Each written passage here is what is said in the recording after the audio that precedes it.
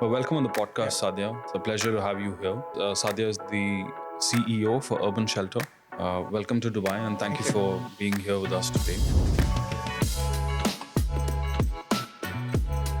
So many people to migrate to urban areas. I think it can be both ways. Like I said, for some of us in Nigeria, the urban migration is forced.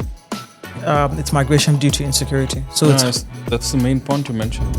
And the origins of the philosophy that should have affordable housing, percentage of affordable housing solutions. Like, where does this come from? What's the philosophy?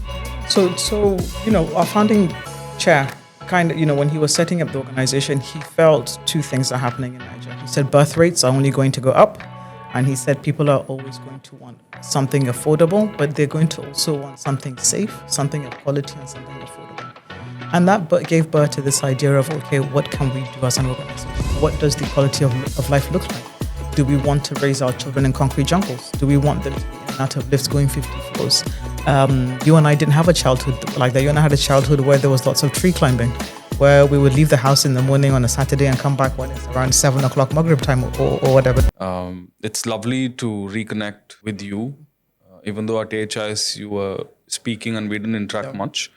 But it's good to know about like how you describe 30% of your 17 projects are still affordable housing. And the fact that you very clearly highlighted it's sort of fairly easier to put together a luxury project than an affordable project under $10,000. So we remain committed as well, and I'm sure we will continue to bring together policymakers and people like you together to keep talking about affordable housing so that more things can happen. Absolutely. So on a personal journey and resilience, Saadiya, so reflecting on your 16 years at Urban Shelter and rising to CEO, what was a pivotal moment or a doubt or failure that ultimately shaped your approach to leadership in Nigeria's volatile real estate sector? So I feel like that's 2-3 questions. There's a volatile real estate sector, there's my leadership journey, and then there's the organization as well. I look at life as a set of different events that come together, I think. So it's hard for me to pinpoint one, but I certainly had a vision in terms of where I knew we could perform, how Urban Shelter could set the space, how Urban Shelter could transform how business is done in terms of just growth, visibility, ethics, how we can provide a service and be very customer-oriented and related, how we could unlock value in terms of investment-wise to individuals, how we can create space even for public policy through private-public partnerships with the government so that we can be part of that journey when the government says they're creating, 200,000 units across the country. So all of that meant that how do I work in that space? And it was that we wanted to bring something different, and we did, and it was consistent, but it wasn't something that happened overnight. It was a frightening space because I don't look like what most CEOs look like. I certainly don't look like what CEOs look like in Nigeria or in the real estate space. So there was that also, I think a bit of a novel feeling to think, what is this lady doing? I also embarrassingly don't have a background in engineering, architecture, or any of that. I'm an economist and I'm a finance person. And you can argue with me all day, by the way. I think real estate, affordable homes is a finance problem, not a bricks and mortar and cement problem. You and I could build 1 million homes per year.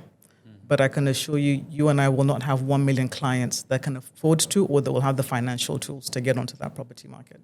So once we saw these kind of challenges, I think that then became for me not just a organizational challenge, it became a leadership challenge as well. To say, well, how do I lead us into that space? So where do we come into this? How do we make that difference? On gender empowerment, as one of Nigeria's top women in real estate, how have you navigated gender bias, especially in a male-dominated industry? Yeah. And what deeper lessons have you learned about fostering equity that could inspire the next generation of particularly the female leaders?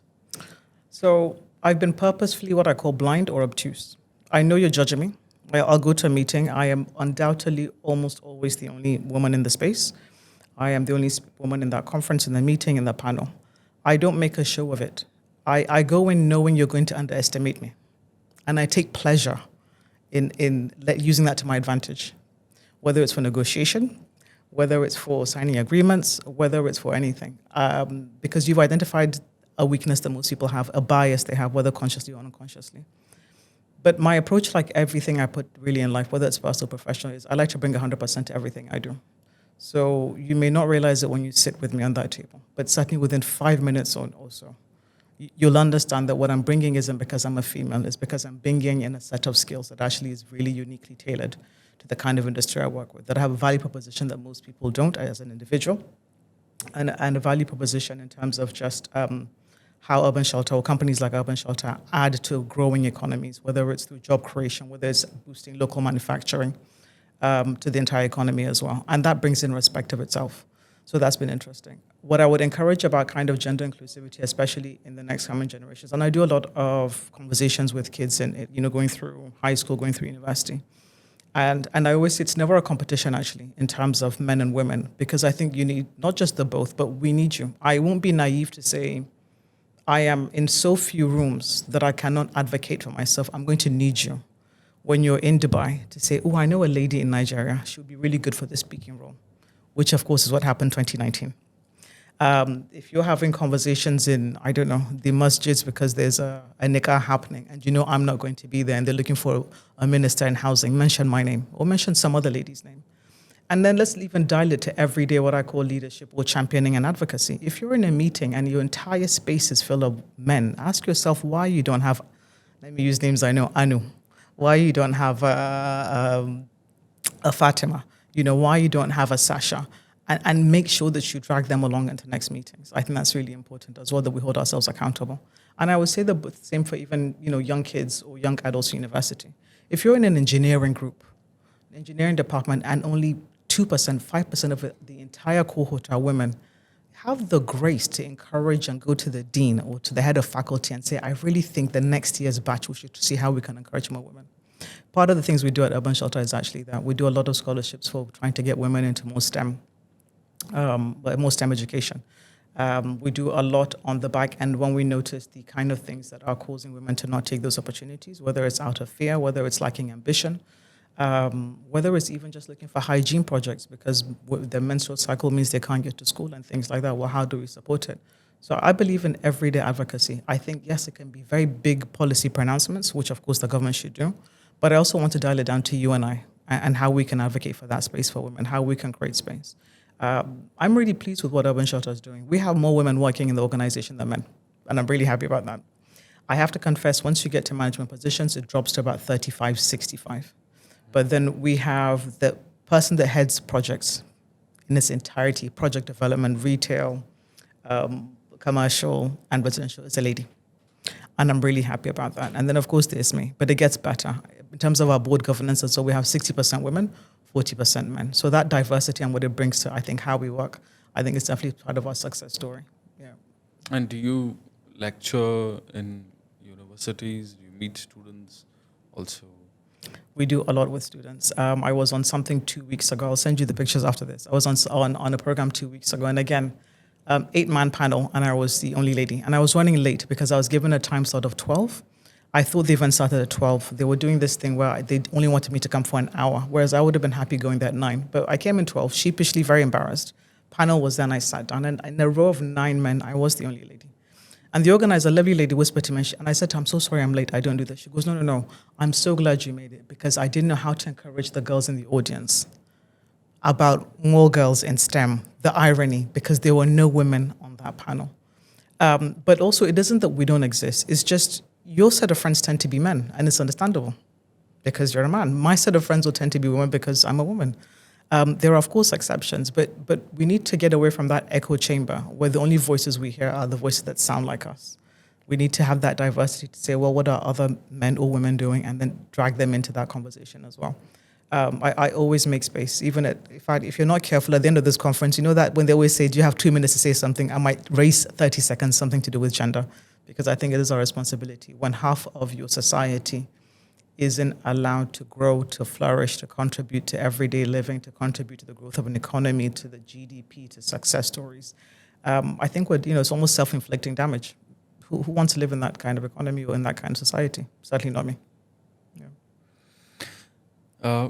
Now, Urban Shelter has evolved from 1991, founding to a resilient force in affordable housing. And amid economic shifts like COVID, for instance, and the recent policy changes under President Tinubu, what profound internal transformation has the company undergone to maintain true to its value? I want to be really transparent that it's been really difficult. It's meant us being on our toes more than ever. You know, where pre-COVID we would have sat down 2 times a year to set the agenda, to set strategy, to communicate that strategy, and to be on this trajectory of where we're headed. We're now having to do that every month. We're now having to set out time to debate, to dialogue almost on a weekly basis, to see how we can show that resilience you talked about, to see how we can pivot quickly, to see how when there are shocks in the market, what do we have in our arsenal in terms of a response? And then what is our safety at the very bottom of that will catch any of the issues? And it begins definitely with the end in mind. What that means by that is it's planning, planning, and planning. When you plan, and plan, it may go 360, 180, but having that plan that you can self-correct and come back to, I think it has been our guiding light. And then we put a few practical things in motion. So post-COVID, we knew there was going to be a slow recovery. So what did we do? We decided to do more of planning and allocating resources to things like procurement plans, stock housing, warehousing, partnering with tile manufacturing companies, because we knew the upswing will come, where the market will bounce back again and certain things will just self-correct. And then just getting out of that, we then had still ongoing Ukraine. I don't know if I should mention that, but things happening in geopolitics across the world will also affect you because of supply chain. So things that you don't count. In Nigeria, we don't produce things like steel. We're just about getting self-sufficient in cement. All of those things have factors into how you work. We had a change in government 2 years ago, and from day one, a few really critical things happened. We had a deregulation in the forex, which meant prices almost doubled.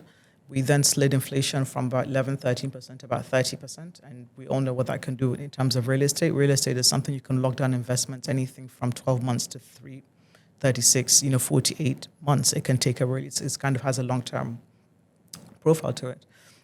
You also had fuel subsidy. We've been very lucky Nigerians. We don't buy fuel at the level everybody else does, where we are an oil-producing nation, so there's a huge subsidy in the economy. And once that withdrew, again, the cost of just transportation of goods also increased. What we then did is to leverage and say, okay, well, let's get into partnerships with a lot of our suppliers. Let's get into partnerships with switching more referring onto our land bank. We have a land bank system that we built up over the last 30, 40 years. So that it meant that we were in direct control of what the prices were for our goods, for our product, especially in affordable homes.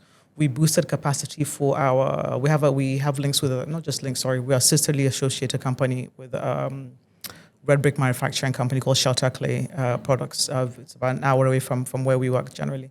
And it's one of these very sustainable, green, resilient building materials, way ahead of its time. Now it's becoming popular, but it's something that we've all used as part of what we call Nigerian architecture. And do you guys sell that worldwide? Yeah, so we did not worldwide. We only said across West Africa. It hasn't gone beyond Ghana, Benin. So it's mainly Nigeria, and then there were some of the smaller West African states.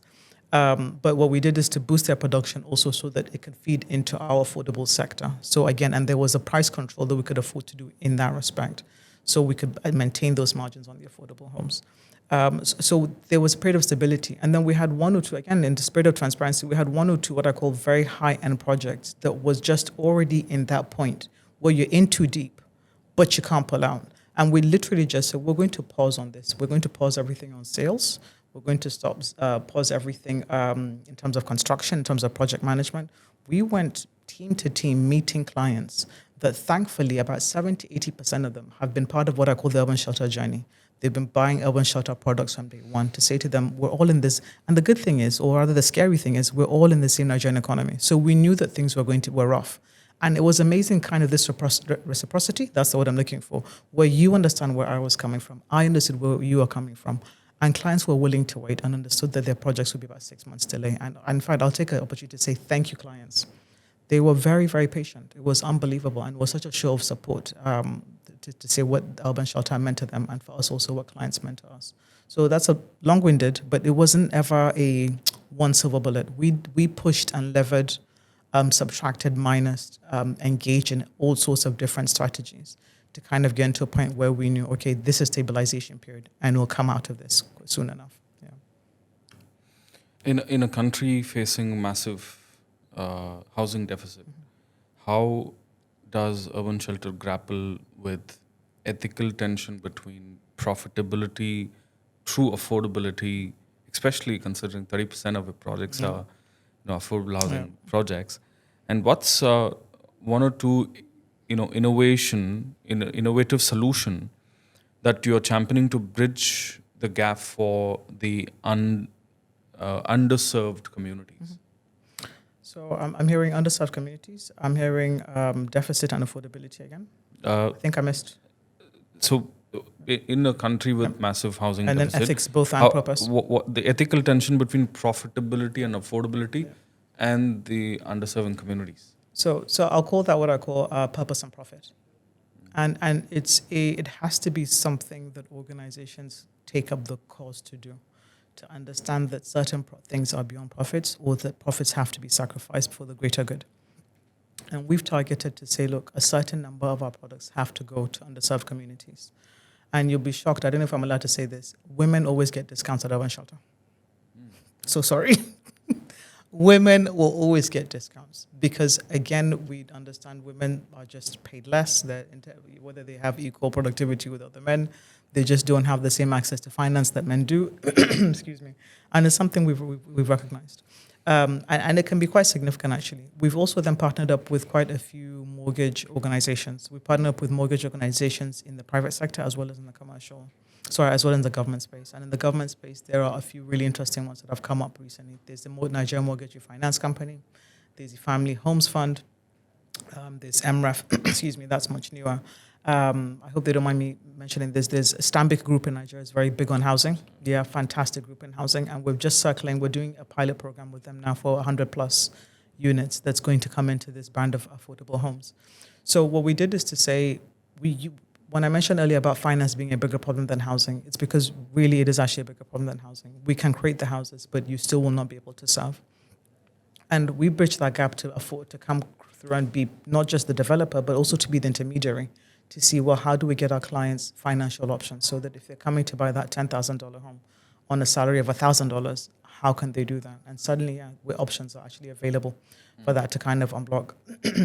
I think the other thing when we talk about affordability also is there's this view of, I think, and it can be very luxurious, but there's this view that kind of, real estate is something for the rich. Where the government intervention comes in is that, and an example I like to use is we use the $10,000 affordable home. When we break down what component goes into that in terms of cost, and once you begin to either remove it and how to create more affordability for society, you'll see where the government can come in. Easily $2,000 of that can be from the interventions that Urban Shelter will make to provide infrastructure. So often we are bringing in the access roads, we're bringing in power, we're bringing in water, we're bringing in sewage lines. And these are essential public goods that actually private developers should not be doing. These are public goods that the government should be doing, and that immediately can move that 2,000. So now you're at 8,000. You can say the government could easily look at that intervention in housing to say, well, if we look at all the fees, whether it's looking for approvals from government agencies, whether it's the tax for transferring properties, that's easily another 1,000. So you're now into a product that's about 7,000. Land, for us, we can also help subsidize our land because I mentioned to you that our portfolio, 30% is covered by the 70. But if this was, say, a partnership where the government land is there, they could subsidize that land and say, this is land that we just want private organizations to go and develop. That's another 2,000. So what started off as a $10,000 home, actually, thanks to interventions from the government, can be 50% off. So again, without having one solution, but a coordinated, multifunctional, very holistic solutions can then create something that's really affordable. Your question on ethics is something that weighs on me all the time because you're choosing what I call a both and. Can you do both?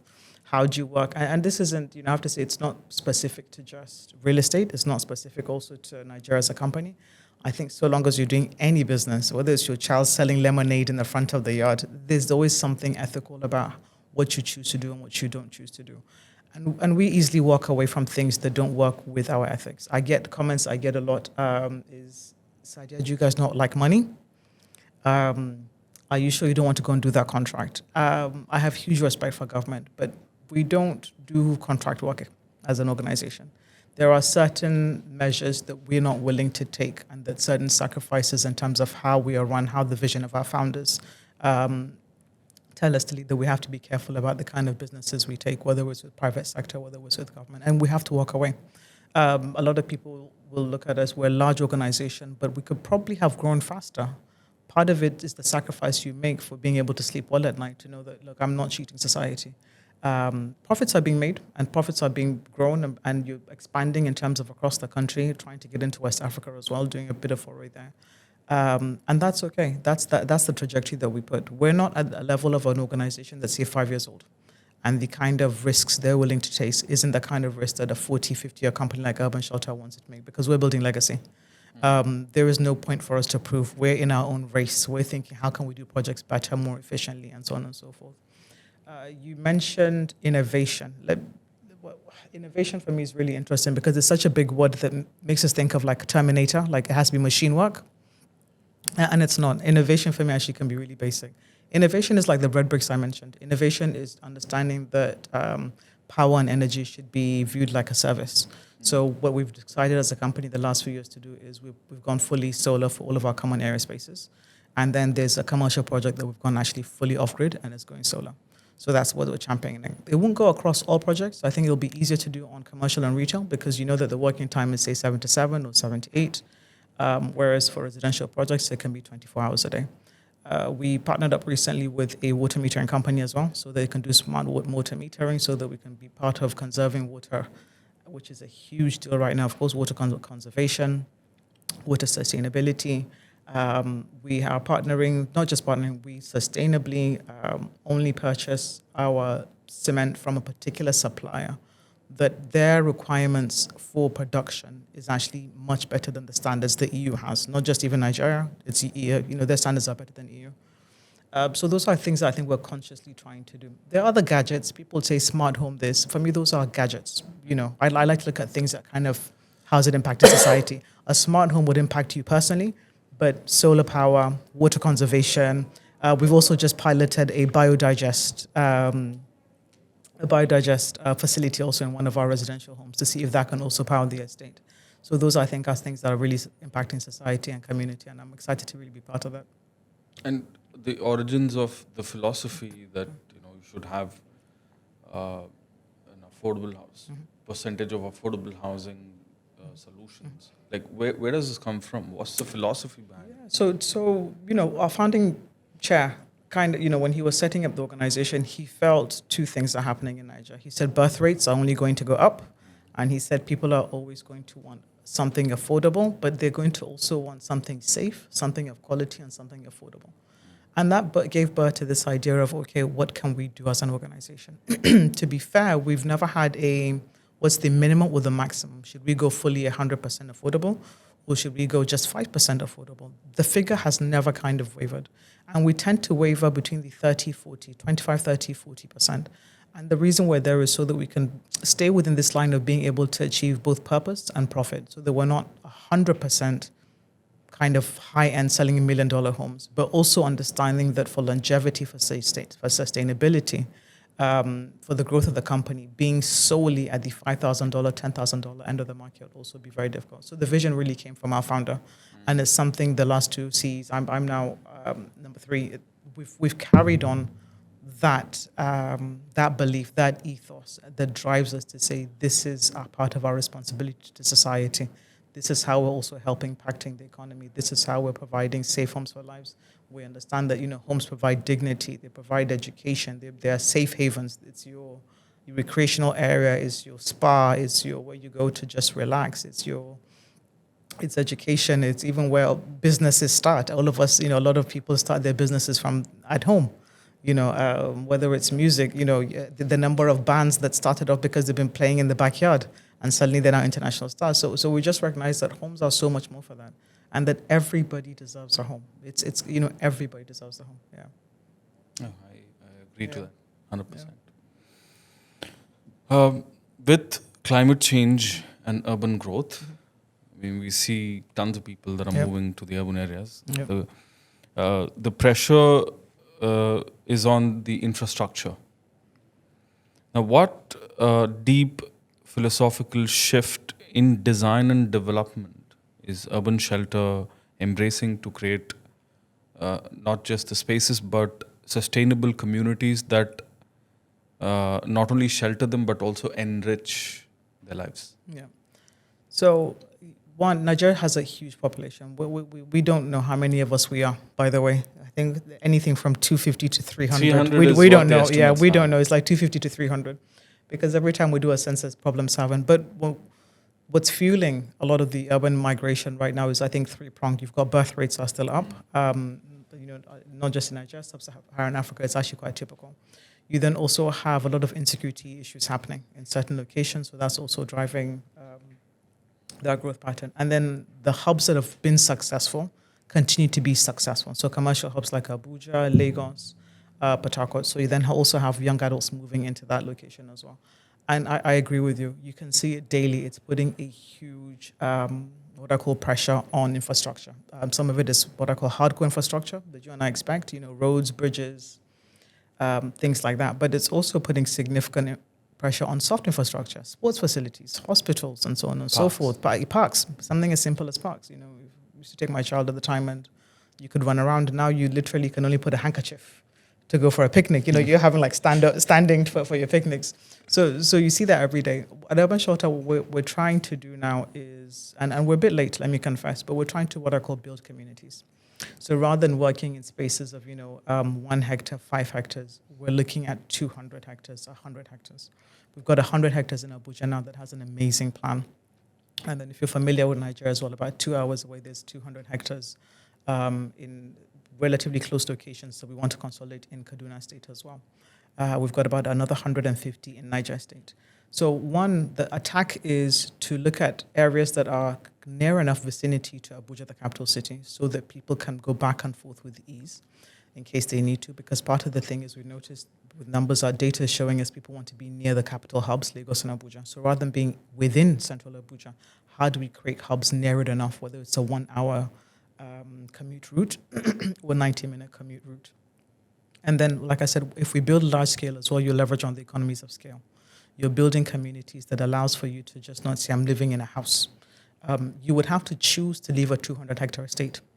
Because on a 200-hectare estate, you've got your schools, you've got your clinics, you've got your parks, you've even got your small retail spaces, you've got your cafes, you've got your restaurants. So it builds up really a community that allows itself to self-sustain, self-exist, and to be sustainable. And then you also develop. Nigeria has one of the largest land masses in all of West Africa. It's sizable. So, but creating the links and then I think providing that imagination to most people. And then, of course, the infrastructure so that you're connecting those routes is incredibly important. I think that's where the government can be effective. Whether it's light railway systems that reduces, the commute from 2 hours to 1 hour. And suddenly you're opening up what I call the secondary cities, the secondary hubs. So if they're handling that, and then while the urban shelters of the world are doing the development of actual actual land masses to create that community. So that's the space we're running in. We've got plans for 2 big places. The largest we've done so far is 40. But again, this was at the cusp. We hadn't started really maneuvering into this space like you've identified to say, look, the pressure of urban migration and the growth of population, how is it going to look like in 5 years and 10 years? What does it do for congestion? Well, if we reroute certain things, that would also remove the pressure, and that's what we're now actively looking at. Besides creating spaces, in your opinion, is it good or is it against the good for so many people to migrate to urban areas? I think it can be both ways. Like I said, for some of us in Nigeria, the urban migration is forced. It's migration due to insecurity. So that's the main point you mentioned. Yeah. So can housing create this safety net even in rural part of? So I think that's the thing we have to look at. It's that there's what I call a part 1, part 2. Part 1 is stabilization. So that actually housing is an offshoot of a bigger problem. Stabilizing that entire community, that region, that particular sector, that local government area. That's the first thing. And then you build up on that community systems that would include the things we mentioned, whether it's housing, clinics, schools, and so it becomes a fully functioning society. I don't look at it as either being good or bad. I look at it as there's a potential problem coming up, and so how do you address it? that you could just, and there's all sorts of ways. It could be opening communities. It could be doing a lot of what we see in China or heavily populated countries where you're just going up and up and up. You then have to balance and say to yourself, what does the quality of life look like? Do we want to raise our children in concrete jungles? Do we want them to be in and out of lifts going 50 floors? You and I didn't have a childhood like that. You and I had a childhood where there was lots of tree climbing, where we would leave the house in the morning on a Saturday and come back when it's around 7 o'clock Maghrib time or whatever. Nobody was looking for us. What does that generation look like? What does it look like, rather, for this generation? So I won't quantify, I think, my response in terms of whether it's good or bad, but to acknowledge, I think there is a major challenge. And like most things, actually, there won't be one answer, but you're going to kind of need that hand-holding or togetherness coming, partnerships coming, both from the local government, from the community itself, so that's stakeholders if you're part of that community, and then developers such as like us, as our urban shelter, that are looking at it from the different aspects to say, how do we open up, that we're trying to recreate. If you had a Google come and drop in the middle of Nigeria somewhere, that creates a hub. Sometimes it's not even the real estate developer that's creating hub, sometimes it's a business angle. If you have a major cement organization that's going to go open in some far-flung spot that has no urban migration, the interesting thing is it opens up. We also know historically as well, when you look at a lot of history of, say, America, having something as simple as train routes for supply chains suddenly opens up cities as well. So that, again, you're moving that dense population, that density of humanity in one location, then becomes a spread across the whole chain route. And there's a lot's going now actually in Nigeria in terms of infrastructure when it comes to train routes and expanding. That's actually a really interesting space that to kind of follow through. Yeah. No, on affordable housing, we were going back on the question of affordable housing. $10,000 homes, and usually these are bought by the blue-collar workers who don't even have a pay slip in most of the cases. What are the interesting innovation recently you see in that space? So, and I agree with you, because again, I come from Nigeria, a background where even things like proof of address is really difficult. We don't do proof of address. My house is next to the tree by the river on the left. And everybody in my community knows this, but how do I show a bank this? And you and I know, again, I think that notoriously, when you're applying for a loan or mortgage, they're looking for everything. Your DNA, donate your firstborn child, everything goes into that pot. It's so difficult. We actually piloted, as a company, we piloted something that unfortunately we had to end it 2 years after COVID. Sustainability became an issue. But what we did is to say, we're going to go through and look at these underserved communities where they are what I call, and I hate to use the word, not bankable, but that term only comes because it's a banking thing. Not bankable doesn't mean you're not making money. Because you're in a very much a cash trade, it doesn't mean you don't have money. How do we prove you're somebody that if you give a mortgage to, you're going to make money? And we had a few really interesting ways to go about it. It was references from your neighbors that we could verify, because it was references from your landlord. Your landlord is the first person that will say if Saadiya is paying her rent every year or not paying her rent every year. It was references from even schools. If my kids are in schools, one of the first things, if I'm kind of being a very bad person, is to keep sending my kids to school and not paying their school fees. And I promise you, we did this. We did this for, and it wasn't even, it was an affordable to medium term range. At the time, now I would call it really affordable actually, but at the time it was a medium range. And honestly, the verification process, we didn't do this with a financial institution. We just created an arm within us, a unit within the organization to handle this process. Saadiya would come and wanted to buy a house, and I needed to show proof from my neighbors that, one, I'm a self-serving and providing for the community. I needed to prove references, and I could go, and they would verify, go to the school principal to find out, are your kids in school, and am I paying school fees on time?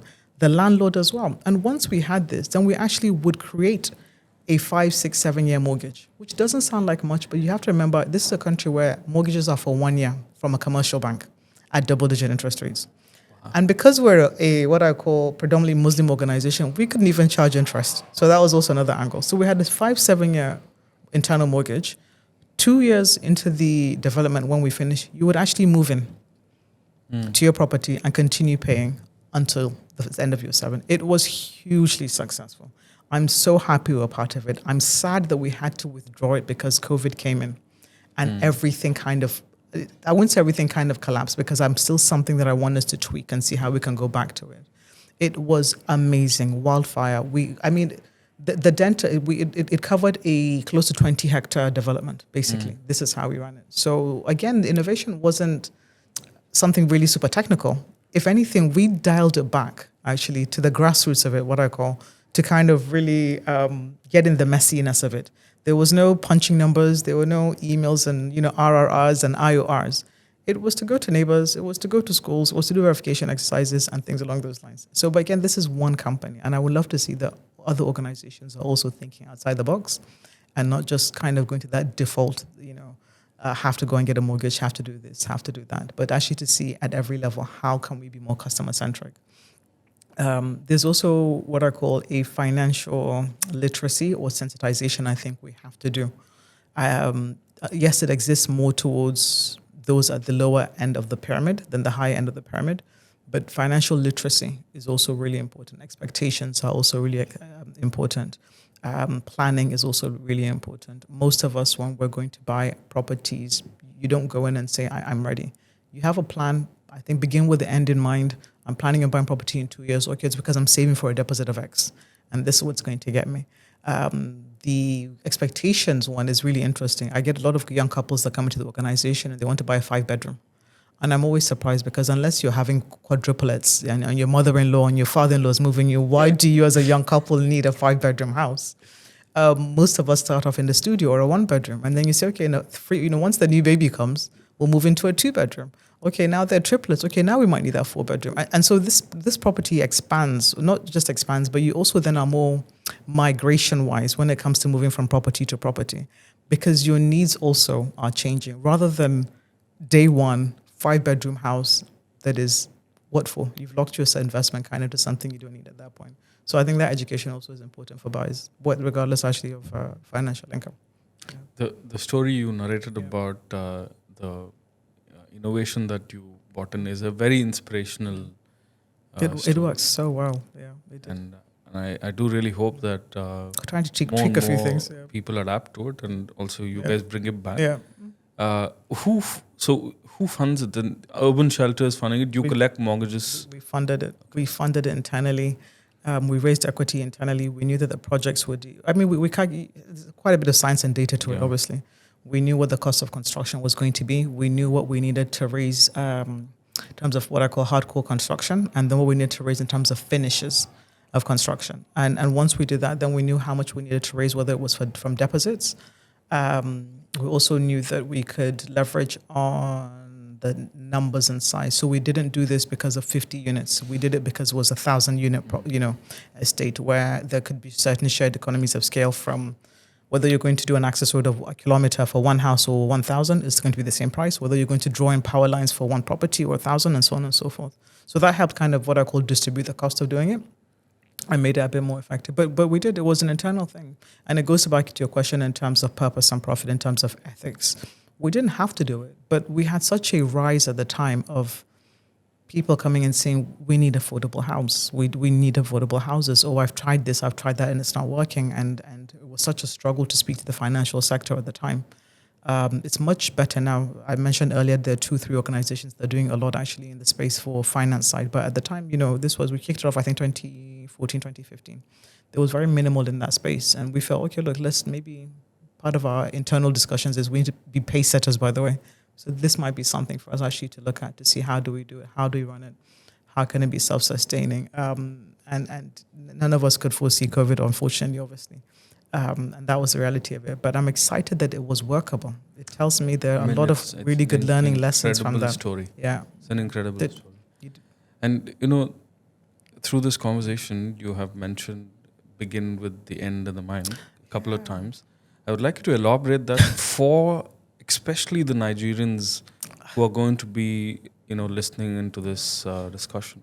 So I'm a planner. Once you get to a certain level, all you do is strategize and you plan. And I just think your first house will not be your last house, if that makes sense. Do you know what I mean? Exactly. Absolutely. Think back to those university days. You're not living in that same flat, are you? I shared my first flat with my sister. It was a 1-bedroom. Thank goodness she had a different schedule, so we were never fighting for the bathroom. So those my 2 comments, honestly, are your first house isn't going to be your last house, and then starting with the end in mind. If my end is the same 5-bedroom house, and I'm starting with that end in mind, what are the steps I need to go to get there? Well, it's actually just like any ladder. I start with the 1-bedroom. I then scale into the 3-bedroom flat. I might then come back to a 4-bedroom terrace. And if growth is linear, I'll continue. But actually, COVID might come, and I need to go back from that 4-bedroom, maybe move in with my sister again, maybe move in with my parents. But then rebuild. The end in mind is still a 5-bedroom estate somewhere. Go back onto that saddle, do the investment, sell the assets. Again, there might be wins, there might be losses. And at that end of trajectory of whether it's 5 years or 10 years for me to get there, I will get to that end that I initially had in mind. The power of that visioning is never today. It's to understand that your dreams take a while to build. They take a while to come to fruition. That the reality that affects it, whether it's you paying for school fees, whether it's health and sickness and the money that involves, or just supporting other family members, because most of us in any society, you want to help your family if somebody's not doing well. But when you have that in your mind and you're focusing towards it, then your road will get you to that end that you're planning on. So start with the end in mind simply means you want to get to that big 5-bedroom house or whatever that luxury item is, that luxury car is. But from day one, you don't start with it. You put the building blocks in place for you to get there. And then again, it should resonate in our minds. As disappointed as we might feel that, I had a grandiose idea of being in a big bedroom house when as soon as I finish university. Your first house will not be your last house. You know what I mean? That your first studio isn't going to hopefully be the mansion you retire into or that you go into in 5-10 years time, and to keep that in mind and to be focused on that single-minded determination, I think, obviously, and working hard, and hopefully the stars align and actually opportunity meets reality and everything comes into place for you. Yeah. Well, thank you. I hope so. So, looking ahead to 2030, Yep. What legacy do you envision for Urban Shelter in transforming Nigeria's urban landscape, especially? And personally, what is the one piece of wisdom from your advocacy in mental health, sickle cell awareness, ties into work and building homes beyond physical structures? Yeah. There are two sets. Very two bits. You always ask me questions. 2020, 30, it feels like far, but actually it isn't from a planning perspective. For me, it's like tomorrow. I'm really excited with the space where Urban Shelter is and where its trajectory is headed. I'm really happy that we are literally transforming the skyline of Nigeria, wherever we are. We're what I call the biggest but quietest developer in Nigeria. We don't make noise. We simply you won't even find our banners. You just see products after products after products. We're in 17 projects right now. By 2030, it'll probably be about 30. We are in 17 locations. We're in 10 locations in Abuja, 4 locations in Lagos, 3 in Kaduna, and 1 in Niger State. We have our pipeline projects for Kano State and Enugu State. We've now done prospective, what I call prospecting in Ghana, Niger, and Ivory Coast, because the next step obviously is West Africa, and then suddenly you become what I call a Pan-African organization. So I'm excited in terms of the geography of where we're headed, and I'm excited in terms of also the diversity of the portfolio. And we do have homes from $10,000 to $1 million. We have markets that are like an African market but upgraded.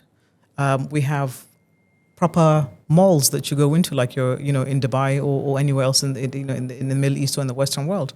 We then also have office spaces, and we're just about to start one of our iconic projects. So there's that space, I think, that in terms of development and where we're headed. I think I'm also really happy to just see by 2030 that as an organization, but also as an industry, that real estate is becoming a very major contributing factor to the national GDP of the country. I'm excited to know that Urban Shelter, if we're buying 50,000, 100,000 tiles from local manufacturers, that we're building that tile manufacturing industry. That as we grow, that cement manufacturer is also having to increase their capacity to meet our demands. I'm really pleased to see this. I can't wait to see the dynamic of how the finance sector also takes up and harnesses marrying financial tools to real estate solutions, so that suddenly now whatever has been the slight challenge, so that we don't see the numbers increase from, say, 10,000 units per year to now it's 100,000 units per year. So that's what I'm loving for Urban Shelter. There's a few things that we're keeping our eye on. 3D printing is something we've kept our eye on for the last couple of years. It's a really exciting development. We are at a space where, as exciting as it is, we are countering it with ethics, but not in terms of anything bad. By ethics, I mean how do we want to contribute to the economy? So if a typical house will take you 20 people to build, what would it mean by using 3D printing? But then 3D printing allows you to build to scale. when we discussed insecurity earlier, if you have 3D printing, would that allow you to do modular houses, 1,000 units in, say, 2 weeks, for instance? So there's that kind of push and pull, the purpose and the consequences, both positive and negative, of what it means to use any new innovation. We're also still at a point when we've kind of looked at the figures, actually, that 3D printing is not producing more affordable homes than we are doing. So, but there'll be a tipping point, and that's something we're really keeping our eye on. We're also seeing, obviously, observing solar power energy 10 years ago when it was becoming popular, and how much to produce was astronomical. I think it was like something like $1 million per megawatt. Now it's been coming down. We'll continue to observe that to see also how we can scale it and how we build so that it becomes part and parcel of power solutions and other things like the biodigester, water metering, and water solutions. Something very basic is just even what I call respect to nature, so that we've always got this balance of 25-30 for recreational spaces, for green spaces. Every time we go into a site, they make sure if there's a tree there that's quite mature, they will reroute certain units, because they know when I come to look at the design review and I've looked at the plan, I'm wondering, where's that tree? Have you saved that tree? Like, yes, we've had this idea, we saved the tree, because that's a duty of care I think I have to society and I have to community. And I love that Urban Shelter is aware of that. In terms of our people and our human capacity, it's to honestly continue to just grow talent, to continue to have what I call experimentation, to allow minds to grow, to allow dialogue to foster, to experiment and fail, and then go back again and try something new and succeed. It's to allow that space for my colleagues and I to say, yeah, we can continue to go in this space, whether it's in finance, whether it's in engineering or amazing architectural designs, growing innovative teams from very young teams all the way up. And again, huge respect. There are people in the organization been there much longer than I have, and I take great joy in leveraging both on the older generation and on the younger generation, because like all things for me, diversity isn't just a buzzword. It's something that I think really affects your bottom line when you're looking for critical opportunities, critical decision making, even your profit margins, diversity. I mean, all the studies have been done, and we are paramount to that. So that's on, I think, Urban Shelter's growth. Amazing trajectory. Even on my worst day, it's my best day. Even on my worst day, this is my absolute best job. Live it and breathe it. On more personal issues close to home, mental health and sickle cell are things that are really close to me. So I've lost 2 siblings to sickle cell anemia, and it's in fact one of the reasons I eventually joined the family business was because of the loss of one of them. And what that does to you, obviously, is you begin to think you're not the only one. You realize you're not the only family going through this. You realize that you need to do a bit more. It's not a disease that you can completely eradicate, although there's some interesting things happening in the space, from gene therapy to stem cell replacements, bone marrow transplants, and so on and so forth. But we also wanted to look at it from a perspective of education, of information sensitization, of knowing your status, of how to manage it in the medium and long term, and supporting families that have had that loss as well, connecting with a very interesting group in Lagos that have been part of our family's what I call sickle cell journey for close to about 3 decades. So that's been massive. Mental health, I don't think there's any space, any person, any color, creed, age that isn't going through some kind of mental health struggle. Again, it started off something very small. We recognize it also in the office. We have mental health days. We have mental health advocates. We have individuals in the office that are designated safe spaces for mental health. So if I need a hug, there's somebody that I can go to. If I need a space to rant, there's someone I can go to. We interestingly, once a year, we have middle of the year, we have what's called a staff forum, and we get to shout at each other. It's incredibly cathartic to be able to look at people, and whatever happens that day stays in that day. Whatever good happens, we take it as part of strategy and forward it. Whatever negative happens, we look at it as a suggestion. But it's become really transformative in terms of how we discuss with each other as colleagues.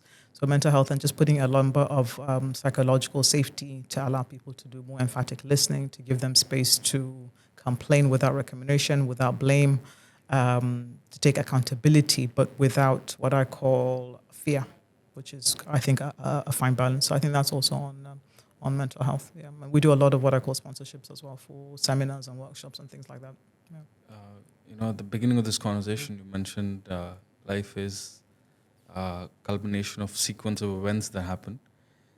This conversation has been like that. A lot of thank you for the insights into the way how you think and taking on the legacy and today panning it out to so much of work that you're doing in Nigeria. On that note, I would like you to tell the Nigerian youth, especially the youth, something that they should know.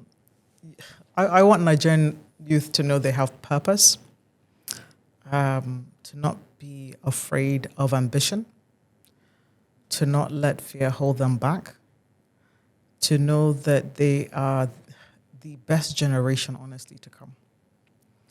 They have at their palm tips a way of thinking critically, intelligently that, no offense, you and I don't have. Nigerians, everywhere we go, we are what I call at the top of our line, at the top of our game. Whether it's doctors in US, whether it's entertainers globally, whether it's tech, Nigerians are some of the most, jollof rice wars. I won't even go into jollof rice wars, whether it's breaking Guinness World Records. But honestly, I would speak to the youth of Nigeria to say, look, this is a phase, whatever struggle you feel, keep that vision. Know that even the common biro, pencil, has a purpose. If the most basic thing in the world is a pencil has purpose, then you, the most complicated, as far as I'm concerned, creature, you have purpose, and you need to nurture that purpose into a burning ambition to succeed, to grow, and whatever you want to do, whatever you're going to be, whether it's the teacher, whether it's going to rockets, whether it's going to space, put 100% into it. Be the best you can be. Life is an incredibly rewarding space to be, and don't be afraid to just kind of reach out and grab it. Let the universe come up and get you to where you want to end up. And I love Nigerian youth. When you sit down with them, though, they have a way of thinking that we just don't have. Their level of innovation, how they do problem solving, is unbelievable. I'm raising Nigerian youth, by the way. So I've got 3 out of 4 of my kids are still in the youth space, and how they think is unbelievable. It's frightening, by the way, because you just know that they're going to rise, and I hope that we're ready for that rise, to embrace it in that positive sense of the kind of just phenomenal change and transformation they can to the economy, and how they can bring Nigeria, I think, to what I call a global platform, a global table, that recognition that they deserve, and I'm really excited to see how they do. On that note, by the way, we do about 25, 30 scholarships for youth in Nigeria through university. So yeah, that's how much we believe in Nigerian youth. Yeah. Well, Saadiya, it's been lovely conversing with you. And thank you for being here, first of all, with us in Dubai. And I wish you and the team and all the shared purposes that you have the very best. And I'm certain that we will keep crossing paths, especially with our affordable housing common interest. And so we will keep meeting. Thank you. Thank you very much. This is my first podcast, by the way. So hopefully, it didn't feel like catching up with a good friend, but thank you very much for the opportunity. And for me as well, it's been fantastic watching you guys grow, because again, where you and I were 7 years ago isn't where we are today. So it's fantastic to see the kind of whatever dreams we had, whatever hopes we had, whatever strategies we had, despite things like COVID, we're still on that trajectory of growth. That end in mind, you and I are still keeping it and trying to follow through to those dreams. So yeah, look forward to see where it takes us. Thanks. All the best. Thank you so much.